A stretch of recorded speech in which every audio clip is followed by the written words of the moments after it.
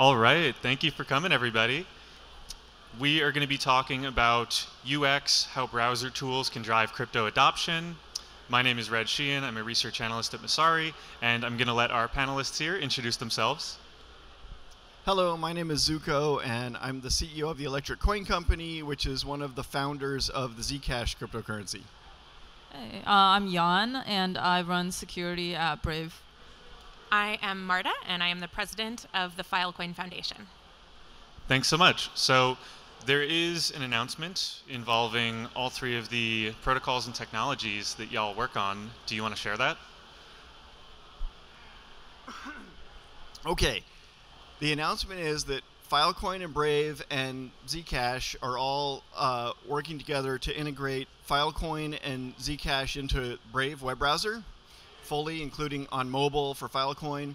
And it means fully shielded Zcash in the Brave browser, so that everything the users do with their Zcash is solely under their control and under their knowledge and no one else's. That's it. Yay! Woo! I'm really excited. Me too. This isn't the first piece of collaboration between all of these technologies, though. I know IPFS and Brave have integrated a few other ways before. Marta or Jan, do you want to share what some of that looks like? Yeah, so we have native support for IPFS in Brave. So if you go to an IPFS protocol, it'll prompt you to use a local gateway or a web gateway, and you can view that content in Brave. Yeah, there's actually a lot of intersections between Brave and IPFS and Filecoin. In addition to Filecoin being integrated into the browser, and with this announcement being integrated into mobile, we also have, as Jan was saying, the ability to go put in an IPFS content ID and have that show up in your Brave browser. Brave also has support for Filecoin virtual machine addresses, which enables smart contracts on Filecoin. So lots of intersections, and we're really excited to be continuing to expand our partnership with Brave. Hey, can I say something? Yeah. So I think the biggest reason that I'm really excited about this partnership is because of the political situation. Because the whole cryptocurrency industry, as far as I can tell, is in shock and awe about the government cracking down on privacy and also on decentralization in general. And what I really like about Brave is that it's normal, because privacy should be normal. There's 20 million daily users of Brave who just use it for shopping and chatting with their families and looking up information and all the normal everyday stuff that we all need to do. And all of that should be private and should be under the end user's control. And this demonstrates that putting fully shielded Zcash into Brave makes it more normal and more widespread, and demonstrates that it's acceptable and normal for normal people to have privacy over their own personal stuff. Yeah, the privacy aspect here is huge, that it's not an afterthought. It's being built in the first place. So it kind of challenges that idea that you have to choose one or the other. Do I want a good user experience or do I want privacy? But we're seeing here we can have both. So what is that going to look like in terms of onboarding people or actually making it normal, making it the default for people? What can you achieve with these tools for some normal day-to-day activities people use Brave for, people use Zcash for, or IPFS for, and how do you combine them? What do the use cases look like? Yeah, so it's important to note that if you use Brave, you don't just get a browser wallet by default. There are people who don't ever want to touch cryptocurrency, and that's fine. We shouldn't push it on them if they know what they're doing. So yeah, for now this is all opt-in. Same with IPFS, right? A lot of people don't have any need to view IPFS content. I think the key is giving people who don't necessarily care about privacy or about content addressable content addresses, right? To have reasons to use these features. Yeah. So I think NFTs and things like CryptoKitties were a big example of when people who didn't necessarily care about the technology suddenly had a reason to, and things like that are going to be what the things that get the next wave of cryptocurrency users and IPFS users. And the IPFS integration of Brave is really important for NFT users, right? That's right, exactly. So one of the things that's really important about NFTs is you don't want to have your NFT disappear if the startup that you bought your NFT from goes under and stops paying their Amazon Web Services bill. So the vast majority of NFTs, literally over 100 million NFTs, are actually stored, if you go down to the storage layer, on IPFS. And one of the really cool things that the Brave integration does is really enable NFTs to be stored on IPFS, which is really fantastic. I think Brave is doing such an amazing job of bridging the gap between users who aren't crypto native, aren't super into Web3, but who do care about, privacy and some of these core values, and bridging the gap between that and being able to actually be using these technologies, to be using IPFS, to be, if you want, using Filecoin and Zcash, without even necessarily realizing that you're doing it, without having to go through the rigmarole of the very hard onboarding that would take place otherwise. Why do people use Brave, Jan? That's a really great question. So a lot of people use Brave not because it's like the cryptocurrency forward browser. They use it because they got sick of Chrome for some reason, right? We actually see like really mundane reasons, like Chrome was using too much memory, and Brave, by blocking like so many ads and trackers, just makes that problem go away. So a lot of our onboarding funnel is just completely unrelated to crypto and privacy, and then we slowly try to introduce them to features that bring these things in. I'm actually one of those users. I'm very lazy, don't like learning things, and I use Brave pretty much exclusively for everything all the time just because it's like faster and simpler than the alternatives. Yeah, and so one example of when we suddenly got people who weren't interested in crypto to use it without knowing it was Basic Attention Token, which was this ERC20 token we launched in 2017. And in Brave, it wasn't like, oh, here's like a crypto token. It was presented as, do you want to pay creators directly because you're blocking their ads, right? And they need alternative revenue sources. We have a built-in way of doing that, and the underlying layer was using this token. But a lot of people didn't necessarily know or care that it was a cryptocurrency. Good point.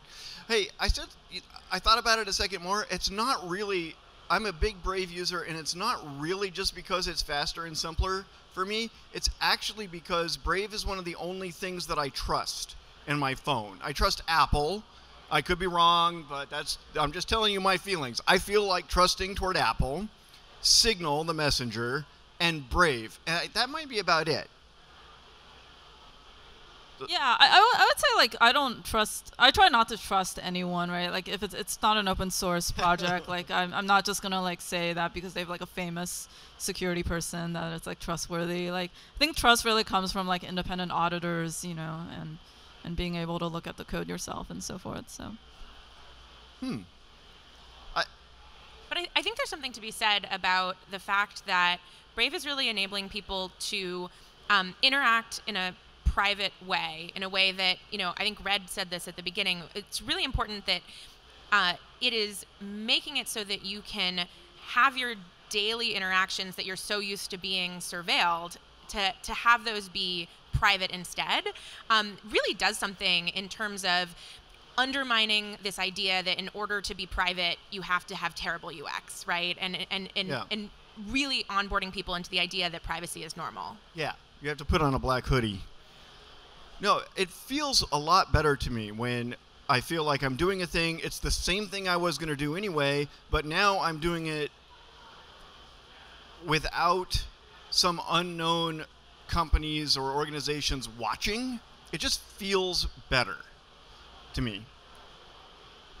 I want to ask, is it possible to just add in privacy later if you've already built something else? Can you just put it on top, or does that not work? That's a good question. What do you think, Jan? It certainly worked with like HTTPS, right, which is probably the most ubiquitous encryption that people use on a daily basis, right? I'm going to interrupt. Jan is partially responsible for upgrading the World Wide Web from unencrypted HTTP to encrypted HTTPS.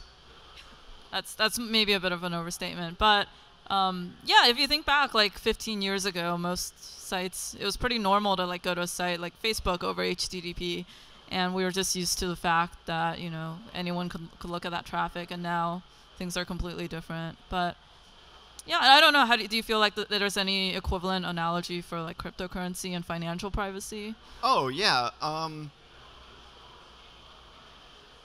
Normal people assume that they have a certain kind of privacy in their financial transactions.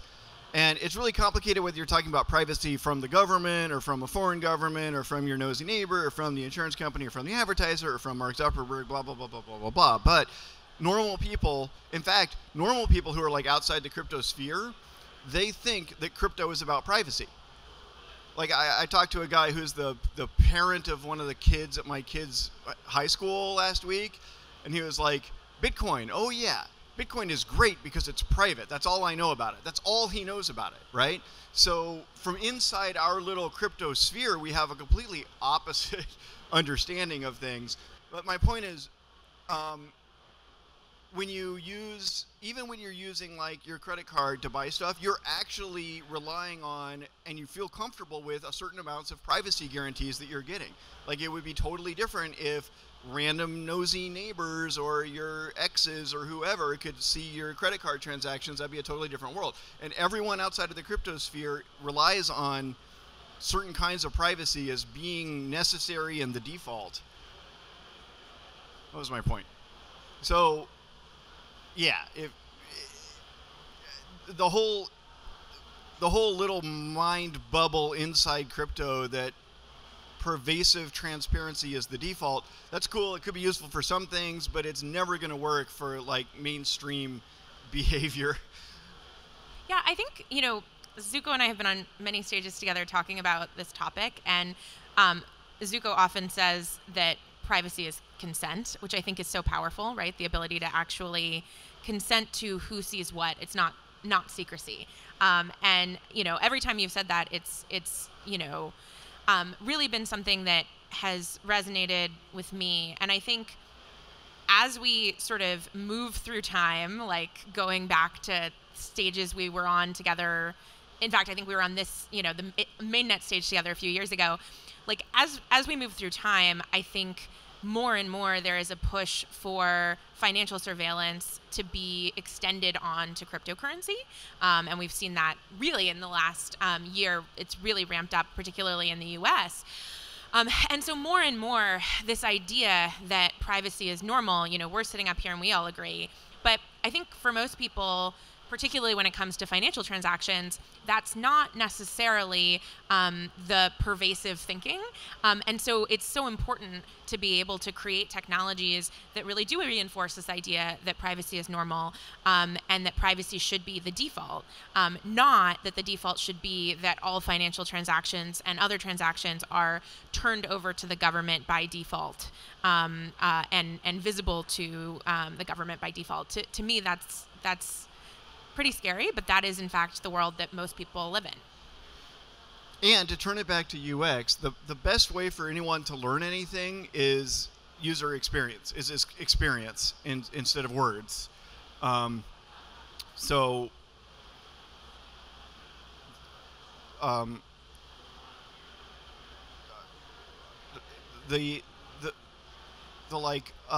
scientific and legal theory around privacy is super complicated, but when people have the experience, which I've seen many times by now, of having money in their hand, and I tell them, like, now this is between like you and God. Like nobody else, it's fully your moral responsibility what you do with this money, because nobody else can control or even know what you do with this money. And that makes it an extension of your moral decisions, nobody else's. So about UX, there's one more part of our partnership that we're announcing about user experience, which is, it's like this. Zcash users of all Zcash wallets, as well as Brave, are also getting a new user experience feature out of this, which is that using Filecoin, they can send like pictures, voice memos, media, or videos, or whatever, through their private end-to-end connection to all Zcash wallets, as well as to Brave users. Yeah, this is huge, especially with the UX of that, of you're using all these tools without explicitly knowing you're using them. As you said, Marta, it's not in your face that you're jumping through all these hoops. We just want it to work. So it looks like we're out of time for this panel. Correct me if I'm wrong, because I thought we had more than this. But in that case, I will leave it off that privacy is normal and good UX is how we get more users. Privacy is normal and good UX is how we get more users. Nice. All right. Thanks, everyone.